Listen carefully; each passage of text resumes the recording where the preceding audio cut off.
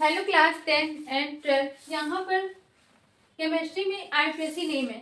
यहाँ पे पहले क्या था, आपको इंस्ट्रक्शन दे रखा होता है और वहाँ पर आईपीएससी नेम लिखना होता था। लेकिन इस बार क्या है, आईपीएससी नेम दे रखा है और आपको स्ट्रक्चर बनाना है। तो कैसे सॉल्व करेंगे आप लोग के मन में आ रहा होगा। बहुत ईजी है, स्टेप ट्रिक मैं बता रही हूँ, ध्यान समझिएगा। स्टेप बाय स्टेप ऐसे करेंगे तो आप लोग आराम से स्ट्रक्चर बना लेंगे। ठीक है, तो सबसे पहले क्वेश्चन में क्या बोला गया है, 2 मेथिल पेंटेन। अब यहाँ पर देखिए, पहले यहाँ पर देखिएगा पेंटेन बोला जा रहा है, मतलब यहाँ पर पेंट है तो कितने कार्बन है, C5, मतलब कार्बन यहाँ पर 5 है। ठीक है, तो ध्यान से देखिए, यहाँ पर सॉल्व करें। सबसे पहले कार्बन कितने 5 है, तो 1 2 3 4 5। ठीक, अब इसके बाद बोला जा रहा है, यहाँ पे देखिए एन लगा है तो मतलब सिंगल बॉन्ड है। सब सब क्या है, सिंगल बॉन्ड है। ठीक, चलो ठीक, हमने ये भी कर लिया। अब इसके बाद देखिए 2 मेथिल। अब चाहे तो आप इधर से लिख काउंट करिए, चाहे तो इधर से। हम इधर से कर रहे हैं तो यहाँ पर 1 2, तो 2 पर क्या लगा है, मेथिल। अब मेथिल का क्या होता है फॉर्मूला, CH3।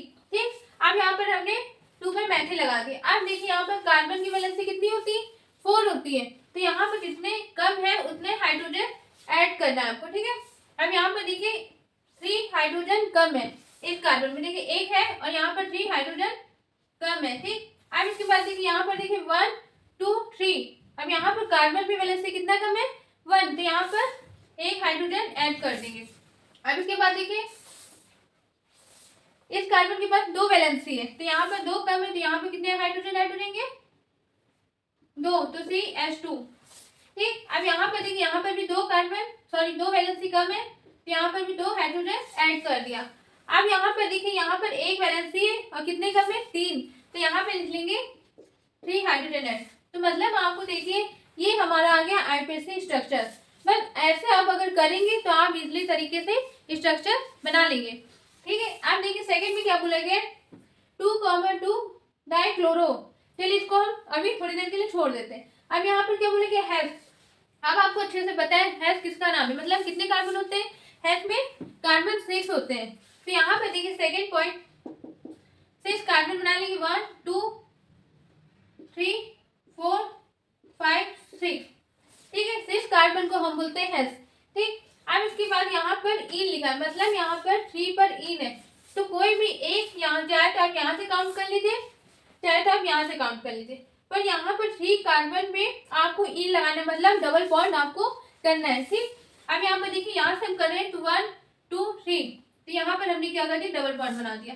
अब एक ही में बन सकता है, नहीं हर जगह आप डबल बॉन्ड लगा दो, ऐसा कुछ नहीं। ठीक, अब इसके बाद 2,2 मतलब डाइक्लोरो, 1 2, तो यहाँ पर Cl और यहाँ पर भी Cl। ठीक है, हमने सब कर लिया। अब जितने कार्बन में आपको वैलेंसी कम है वहां पर क्या कर देंगे, हाइड्रोजन ऐड कर देंगे। तो यहाँ पर देखिए इस कार्बन में 3 हाइड्रोजन कम है, मतलब 3 हाइड्रोजन के साथ साथ आप ऐसे भी बोल सकते हैं 3 वैलेंसी कम है, तो यहाँ पर 3 हाइड्रोजन क्या कर देंगे, ऐड कर देंगे। अब इसके बाद देखिए इसके पास पूरा कंप्लीट है, कैसे, 1 2 3 4। ठीक है, कार्बन की वैलेंसी 4 होती है तो ये पूरा कंप्लीट है। अब यहाँ पर देखिए 1 2 3, मतलब इसमें 3 1 कम है तो यहाँ पर क्या कर देंगे, ऐड कर देंगे 1 हाइड्रोजन, पूरा कंप्लीट हो जाएगा। अब यहाँ पर देखिए 1 2 3, तो इसमें भी क्या 1 कम है तो 1 हाइड्रोजन ऐड कर दिया। इसमें 1 2, तो 2 हाइड्रोजन ऐड कर दिया। अब यहाँ पर 3। ठीक, आप प्रैक्टिस करेंगे तो आपको खुद अच्छे से आ जाएगा। अब देखिए दूसरा हमारा कंप्लीट हो गया स्ट्रक्चर। अब इसके बाद थर्ड में क्या बोला गया है, 3 ब्रोमो फिर 2L। अच्छा, अब यहाँ पर Al जो है वो किसका है, देखिए ये आपको याद होना चाहिए तभी आप सॉल्व कर पाएंगे। आपको ये याद होना चाहिए, CHO को हम बोलते हैं आईपीएससी नेम में AL। ठीक है, अगर OH होता तो वहां पर लिखते OL, OL तो अल बोलते। ठीक, तो यहाँ पर देखिए प्यूट है, तो प्यूट कितने कार्बन होते हैं उसमें, 4। ठीक, 4 कार्बन को हम बोलते हैं प्यूट। तो यहाँ पर थर्ड वाला देखिए 4 कार्बन, 1 2 3 4। ठीक, अब इसके बाद 2 पर CHO लगाना है, तो यहाँ पर देखिए चाहे तो आप यहाँ से काउंट कर लीजिए चाहे यहाँ से। हम मान लीजिए इन दोनों में यहाँ से किया है, अब इस क्वेश्चन में हम यहाँ से करके दिखा रहे हैं आपको, 1 2, तो यहाँ पर CHO ऐड कर दिया। ठीक है, अब इसके बाद 3 ब्रोमो, मतलब 3 पर Br लगाना है, सिंपल आपको पता होना चाहिए। अगर क्लोरो होता तो यहाँ पर Cl लिखते। ठीक, अब इतना हमने कंप्लीट कर लिया। अब हमको यहाँ पर सब में क्या करना है, सिंगल बॉन्ड बना देना है। अब देखिए इस कार्बन में कितनी वैलेंसी कम है, 3, तो यहाँ पर लिख लेंगे 3 हाइड्रोजन।